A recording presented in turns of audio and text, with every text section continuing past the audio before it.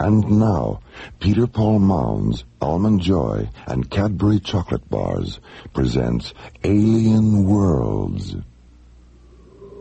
Slowly rotating at the edge of deep space, 1,000 kilometers beyond the atmosphere of 21st century Earth, is the Arthur C. Clarke Astronomical Observatory, Starlab. Here, Starlab Research Director Maura Cassidy and scientists and technicians of the International Space Authority watch over the countless stars and planets that fill the silent distances beyond the giant space station. Last week's episode began when Captain Jack Lemus, commanding the Royal British Museum freighter Nile Delta, notified Starlab that he was returning to Earth from the planet Thanatos. Aboard the freighter, the treasures of Tutankhamun, sent to Thanatos 2 weeks earlier as part of a cultural exchange program. Midway between Earth and Saturn, the freighter is boarded by aliens who steal the King Tut floral necklace and take a tissue sample from the face of the boy king's mummy. A tissue sample? Is Dr. Lomax absolutely certain about that? He's positive, Dr. Cassidy, and he's holding up a little gold surgical instrument they dropped. When news of the Nile Delta incident reaches Queen Victoria III, she notifies England's most famous consulting detective, Sonar T. Foom. Her Majesty requests that we go to Starlab at once and assist in the investigation of this beastly crime. Meanwhile, on Starlab, SET captains John Graydon and Buddy Griff research the Egyptology section of Starlab's library. Did you come up with anything? Yeah, you know that blue and gold bird symbol Captain Lemus has described? The one on the tail fin of the alien ship? Mm-hmm. We found one just like it on King Tut's ecclesiastical chair. When Captain Lemus gets here, we should run his visual scanner tapes of the alien ship against the library tapes to see if the symbols match. And if they do? If they match, then maybe the aliens aren't aliens after all. Maybe they're Egyptians. A few minutes later, Sonar T. Foom and his associate Dr. MacGuffin Drone arrive at Starlab, and when Maura tells them about John and Buddy's theory... I think we're going to get on very well indeed, gentlemen. Dr. Drone and myself were discussing a similar hypothesis not more than 15 minutes ago.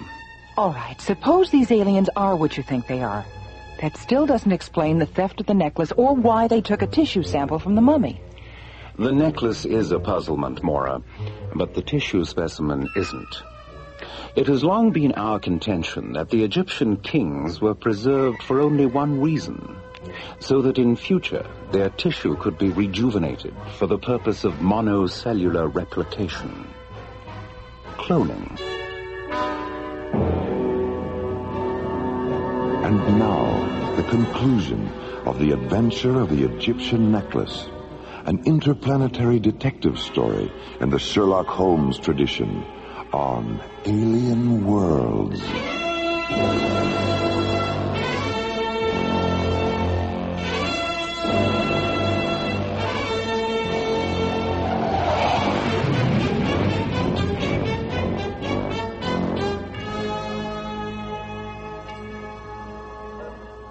We ran the Egyptology tapes all the way back to the First Dynasty, but we couldn't find a connection with any other civilization. A lot of theories, but nothing definite. What sort of theories? Well, some historians think dynastic Egypt may have evolved from ancient Sumeria because of the similarity of their religious deities and astrological calendar. And a few renegade scholars even hypothesize that the Egyptians were the survivors of Atlantis. Look, before we get carried away by all these theories, I'd like to know one thing. Aside from religious deities and sky ships, did these civilizations share a common philosophy about where they came from? Yes, Maura, they did. They all believed they were the children of highly evolved beings who originally came down from the stars.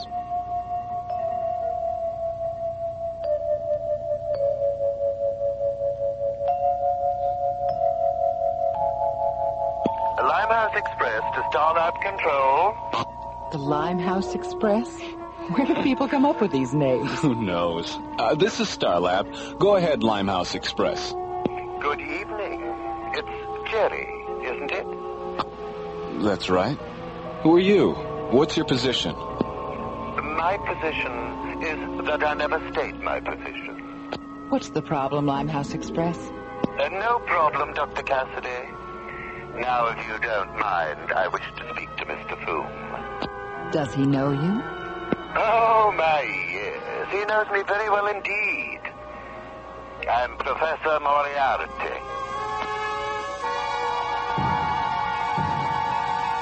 Alien Worlds will continue. Pardon me. Isn't that a Cadbury chocolate bar? I've never tried one. Oh, that's too bad. Do you mind if I have a teensy piece? Hey, you took my bar. I'll just take a little bit. It was for my wife and me. Oh, she'll love it. See, this is great. You know you can get carried away with this stuff? Yes, I've noticed. Oh, come on, it's a big bar. It's getting smaller. When people get a taste of a big, thick Cadbury chocolate bar, they get very carried away. Because only a Cadbury bar is so rich, so creamy, so Cadbury. And with the big-size Cadbury chocolate bar, you get a big choice.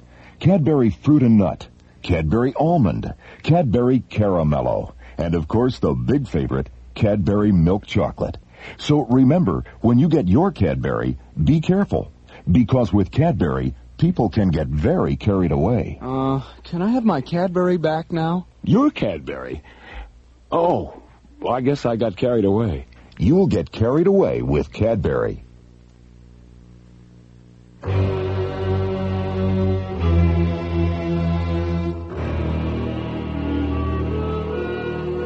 Alien Worlds continues. England's most famous consulting detective, Sonar T. Foom, and his associate, Dr. MacGuffin Drone, arrive at Starlab to investigate the theft of the King Tut floral necklace from the Royal British Museum freighter Nile Delta. Half an hour later, Starlab Control receives a transmission from the Limehouse Express, a mysterious spacecraft that refuses to give its position. Have you tried to locate him with a tracer beacon? He's neutralizing our tracer beacon with a scrambler beam that he's transmitting along with his radio signal. He's too far away for the scanners to pick him up. Very clever, Moriarty. Very clever indeed. Nearly as clever as you, eh, Foom? Well, I wouldn't go quite that far, Drone. No, I suppose not. Open B channel, Jerry. Go ahead, Mr. Foom. So, Professor Moriarty, we meet again. Ah, my dear Foom, it's so good to hear your voice. Interplanetary crime is so boring without an adversary of your caliber. What exactly is on your criminal mind? I'm in the mood for a bit of cat and mouse with you, Foom. So I thought it might interest you to know that the Tutankhamun necklace is in my possession. And the aliens who took it are being held aboard my ship. You mean the Egyptians who took it, don't you, Moriarty? Very good, Foom, very good indeed. Well, I see by the old atomic clock on the wall that we've run out of time. I do, however, want to leave you with these inspiring words. Catch me, if you can. Limehouse Express, out. Limehouse Express, indeed. Why? Does that name mean something? Moriarty's great-great-grandfather was the most cunning criminal genius of his time. His headquarters were somewhere in the Limehouse section of London. And like his great-great-grandson's spacecraft, the location of the old professor's headquarters was a constant source of mystery. If the Egyptians are working for Moriarty, why is he holding them prisoner? It just doesn't make sense. I think it's safe to assume that they were cooperating with Moriarty rather than working for him. It's obvious now that he was using them to get the necklace for himself. And we're right back at the beginning, aren't we? The beginning? Of course. Mora, you're positively inspirational. I am? Indeed you are. Drone, I think it's time we contacted the museum and had a chat with Sir Dorian. Something tells me he knows more about the origins of this case than he thinks he does. Meanwhile, near Mars, the Limehouse Express, a huge metallic gray flying wing, moves into a parking orbit between the Martian moons of Deimos and Phobos. Imprisoned in a storage compartment near the flying wing's hangar bay are Piratep and Amenhotep, the two extraterrestrial Egyptians responsible for the theft of the necklace. It was foolish and undignified, Amenhotep. The two of us sitting in Sir Dorian's office, wearing those absurd Earth costumes, trying to deceive him the way the professor eventually deceived us. Perhaps we can still redeem ourselves. It is apparent from the way the professor talks about this man Foom that they are deadly enemies. If we could reach Starlab and explain to Foom why we need the necklace, he might be sympathetic. But we'll never reach the hangar bay without a weapon. We have a weapon, Piratep. A photon pistol. I hid it in my boot as our ship was being taken aboard. Then you knew the professor was manipulating us. He's coming, Amenhotep. Hide the pistol. Well, how are the children of the sun this evening? Why have you brought the necklace here?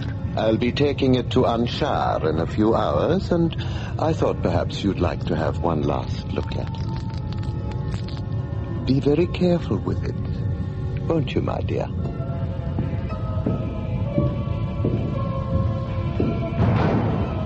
Amenhotep, there's only one guard in the corridor. All right. What is it?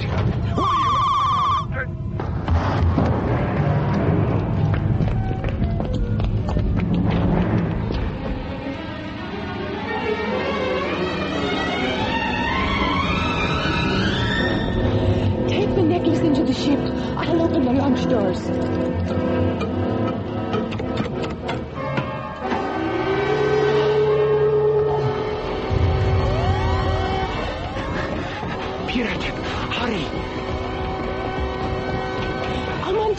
The guards are coming. Take the necklace to stop it.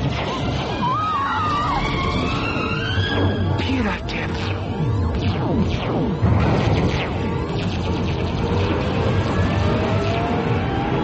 Stop, you fools! He has the necklace!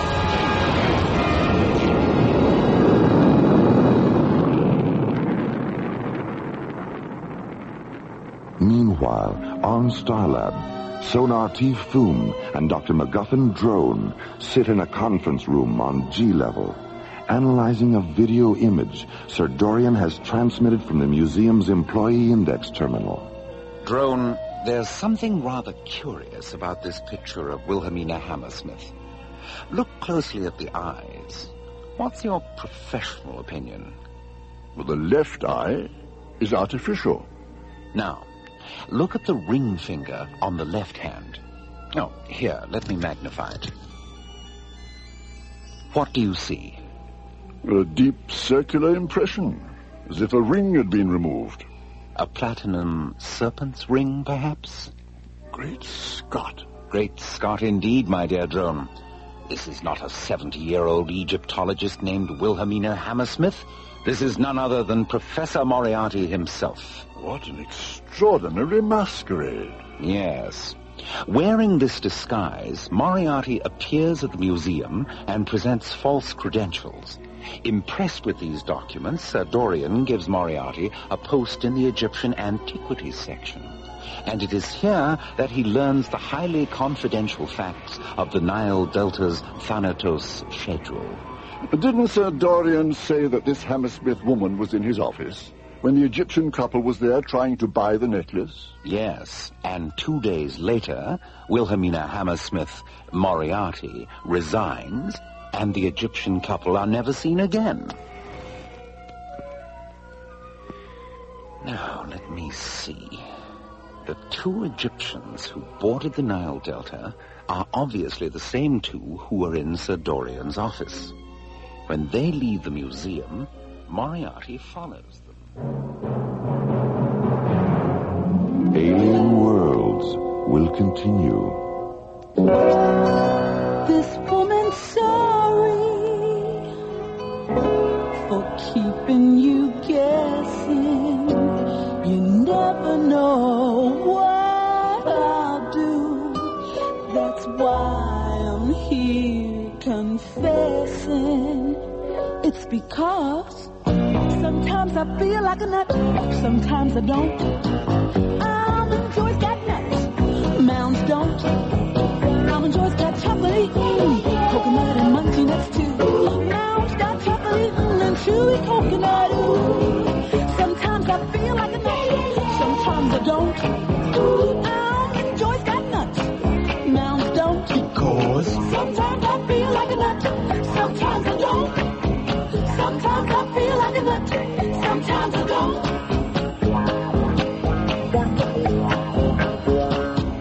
Sometimes I feel like a nut, sometimes I don't.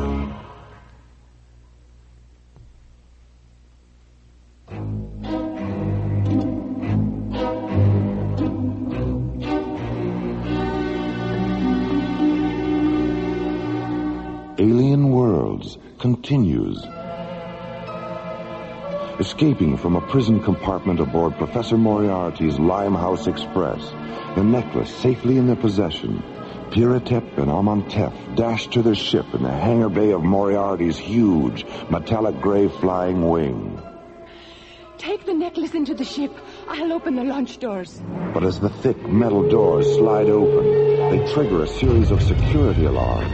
And before Piratep can reach the ship, a squad of Moriarty's guards enter the hangar bay and open fire with laser rifles.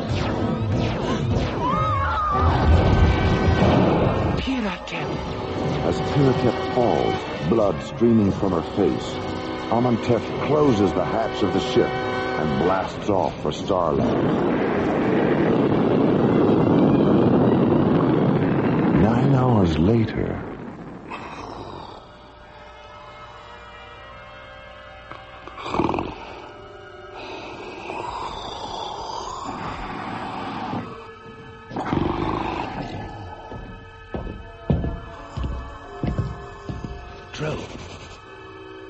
Drone, wake up. Fool. Is it time for breakfast already? I've just been having a chat with a very interesting and charming Egyptian gentleman. I thought you might like to meet him. What on earth are you talking about? The Egyptian ship, my dear Drone. It docked 20 minutes ago. You're pulling my leg.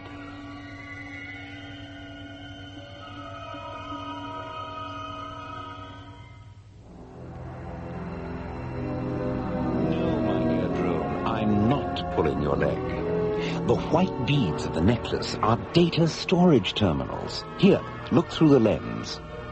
Good heavens. Microcircuits. The beads are emanation scanners, Doctor, that sensed and recorded the spiritual aura of the kings who wore the necklace. The necklace was brought to Earth by our ancestors and passed from dynasty to dynasty in the hope that it would one day be worn by a spiritually perfect king. A king who would then be replicated and given immortality. Tutankhamun is that king. Look, you said you didn't know King Tut's tomb had been discovered until just a few weeks ago. How did your people lose track of its location in the first place?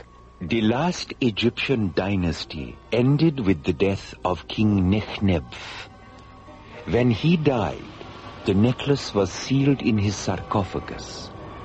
1 year later, on the first day of the new solar equinox, our ancestors returned from Nachesh Shem in a ceremonial funeral ship.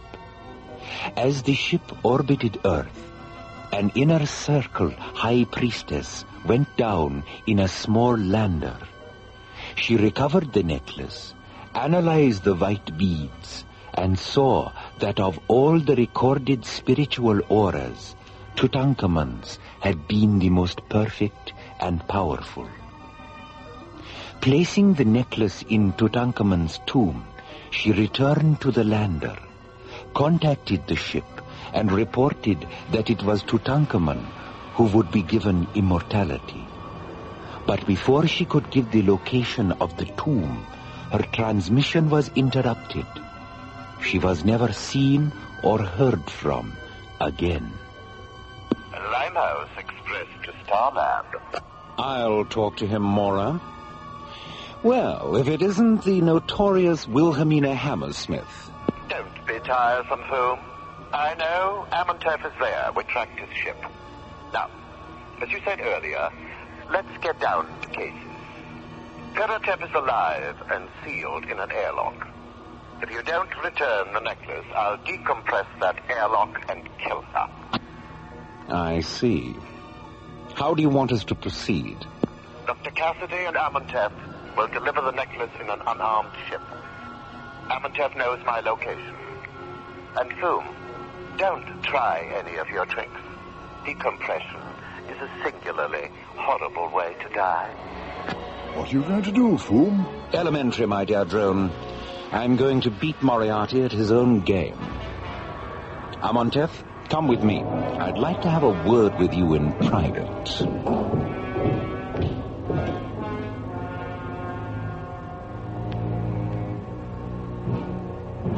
2 hours later, Amontef leaves Foom's quarters and returns to Starlab Control.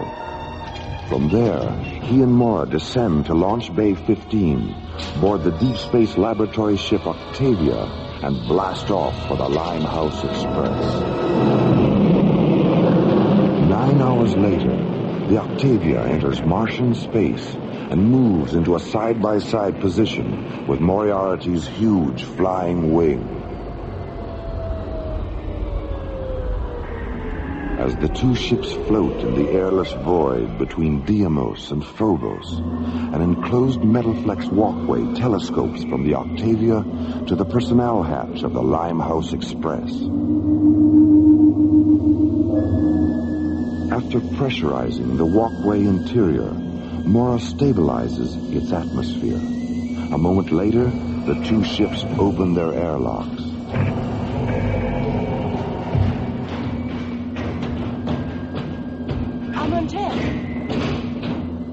Piratep, your forehead. Don't concern yourself, Amontef. The wound is superficial. Thank Ra for that. Go into the ship now and rest. You're very pleased with yourself, aren't you, Professor? And why shouldn't I be? I not only have the necklace, but I've outsmarted Sonati Foom as well. You're no match for Mr. Foom. Your cruelty defeated him, not your intelligence. You're an ugly little man, Professor. Ugly and arrogant and stupid. Sticks and stones, Dr. Cassidy. Sticks and stones. It's time, Professor. All right. Tell your men to return to their stations. May I hold the necklace one last time? Of course, Amontef. I'm as sentimental as the next man, in spite of my overweening ugliness. Would you like to hold it, Mora? Yes. Yes, thank you. Professor? Yes?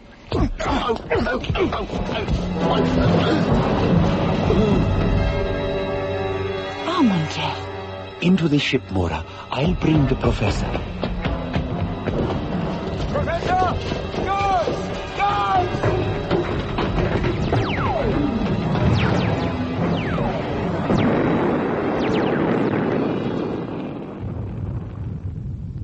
Hold his wrists a little closer together, Amontef. Good. There.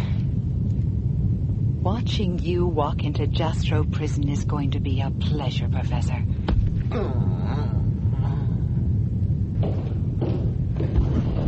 Amontef, how did the descendant of an ancient Egyptian high priest manage to become a master of Oriental martial arts?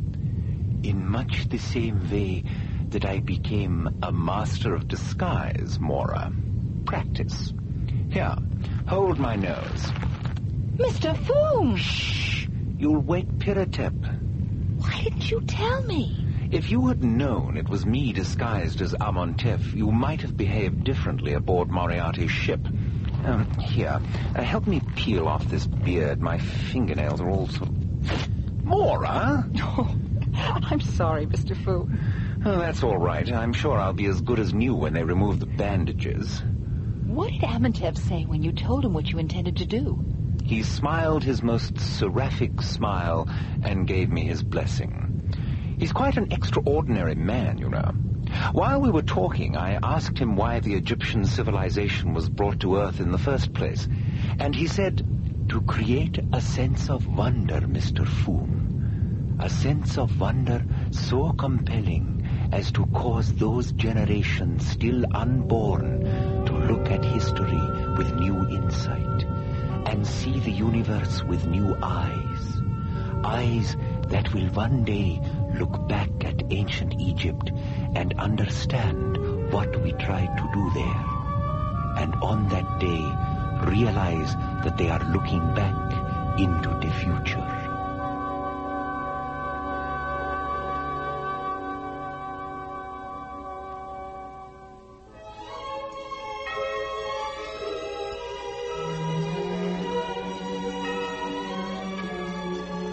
The Adventure of the Egyptian Necklace was written by Ron Thompson and starred Linda Gary, Chuck Olson, Bruce Philip Miller, and Corey Burton, with special guest stars Philip Clark, John Abbott, Lester Fletcher, Carol Bilger, and Joe Baker. Associate producer Ron Thompson.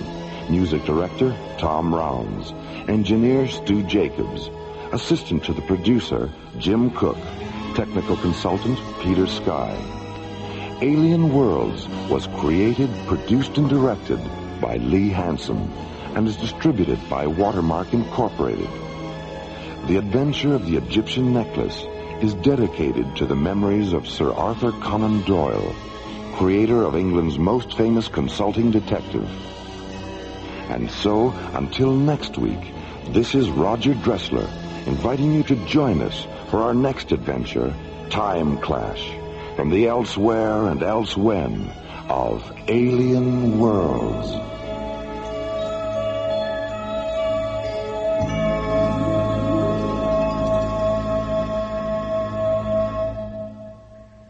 Peter Paul and Cadbury Chocolate Bars hope you have enjoyed Alien Worlds.